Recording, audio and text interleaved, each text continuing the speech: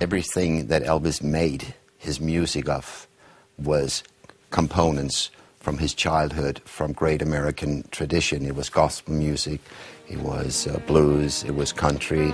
He merged all these music genres into one genre. So you can say that Elvis wasn't a creator like John Lennon was, writing material for the Beatles. Elvis never wrote anything. It was all about taking what was there and creating his own music out of these elements.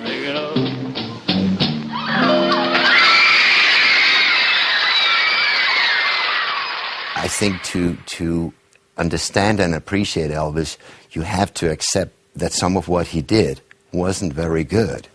And I remember as a teenager, after the initial rush of, the early 60s recordings, and I was so young that I had missed the early part of the 50s, so there were all these riches you can get, and suddenly you end up in the mid-60s and Elvis movies.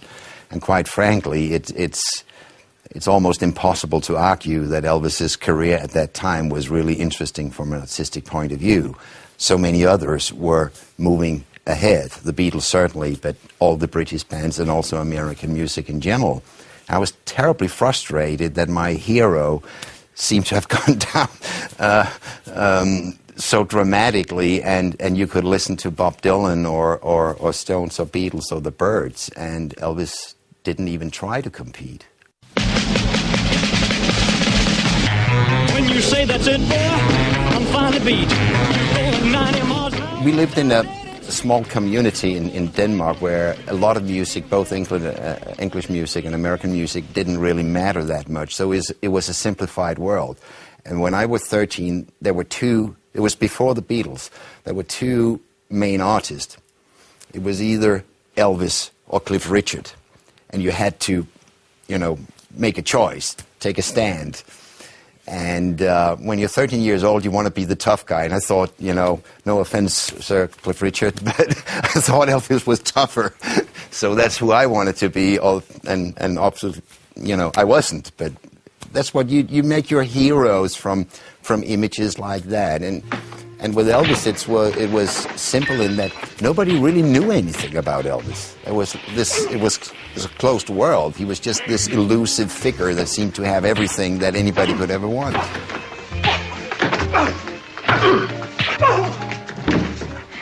Vince, he's had enough.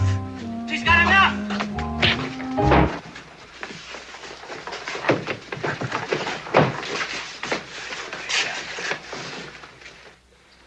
Hey, kid, you can hit. Somebody call a doctor. This guy's hurt bad. I think the challenge of archiving something that happened over such a long period of time and on such a famous person is that a lot of material went missing for various good or sometimes very bad reasons. Things disappeared.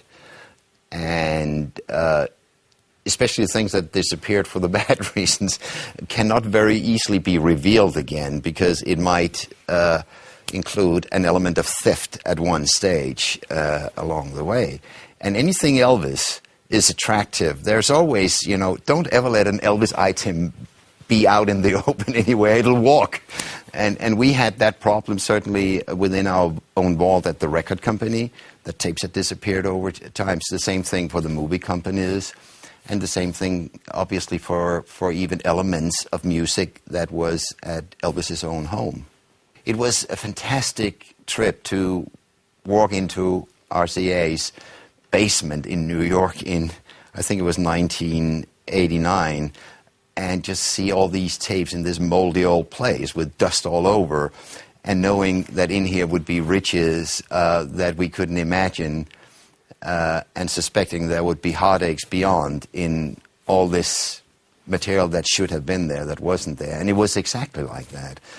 There were tapes that we hadn't thought would exist, but there was a lot of tapes that should have been there that wasn't. For the Elvis catalog, that we have been very precise when we've gone out and modernized the sound on a specific record, where basically what you do is you make them sound loud, and you push them as much as you can so they're as overwhelming. We don't do that in general on the catalog, but we will do that on a particular greatest hits album, like 30 #1 hits, where you say, this is to reach a very large audience and to have it as modern as you can get it. But when we do box sets of historical nature, we try to basically analyze this versus the original vinyl record, play the vinyl record, adjust the EQ, so we try to keep it the way it was.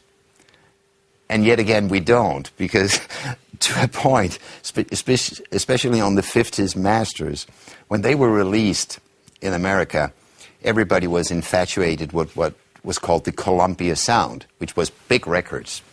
They added reverb to them, so the record sounded bigger. So they added reverb to Elvis's records. And Elvis hated that, and we know that he hated it. So what we've done with that when we re-released that is to go back to the tape sources and his reference lacquers with the sound that he wanted and restored it that way.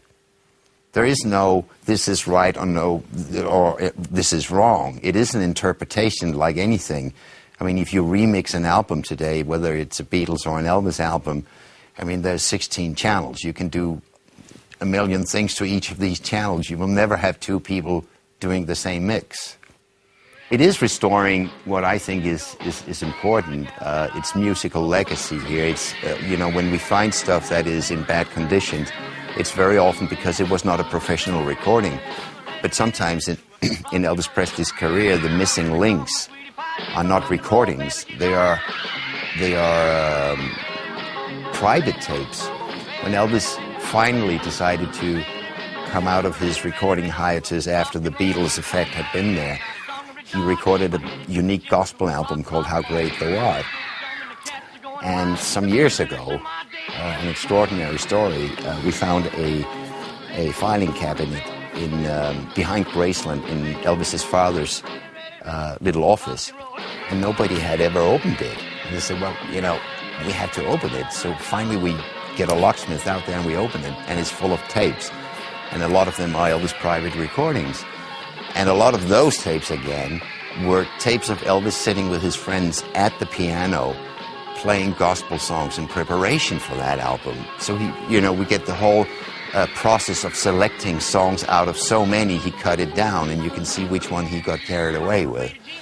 The interesting element is actually he didn't record many of those he rehearsed. He picked others. But Elvis was a person who got inspired very quickly, and without knowing him myself, but from those who worked with him, said also got bored quickly with things. But it's, you know, in musical context, finding demos Elvis had done before he even started his career or private tapes shows you a working process that I think historically is interesting. It tells us something about how he worked, how he prepared his music, and also that music to him was not only a profession. That's what he did when somebody else went, you know, playing golf or gardening or something. He sat there and sang. That was very much his way of relaxing. On the personal level, that's how I hope that we can attract new audiences to Elvis, by simply they like the music they hear today, they get interested in what was before. And that obviously is not only about Elvis, but about the Beatles and the Stones. To really appreciate music, to get even more out of music, you need to know where it's coming from and how it was created. And that's a fascinating road anyway. You've got 50 years or 70 years of music going all the way back. You know, you don't have to sit there and wait for the next new record by your favorite artist. There's so many other things you can listen to. I think that's the real hope. You can obviously keep remixing Elvis and make a dance mix and this and that. And if that is a nice record, like a Little Less Conversation, so be it. But that was never Elvis's original intent. And I think there's enough substance in Elvis's best music that you should be able to get a lot of people interested. But you cannot have like a 10 million, 20 million sales figures on an artist who died 30 years ago. That would be sad for music. Music should be moving on. But we should never forget our old heroes, and we should always be able to go back and listen to them.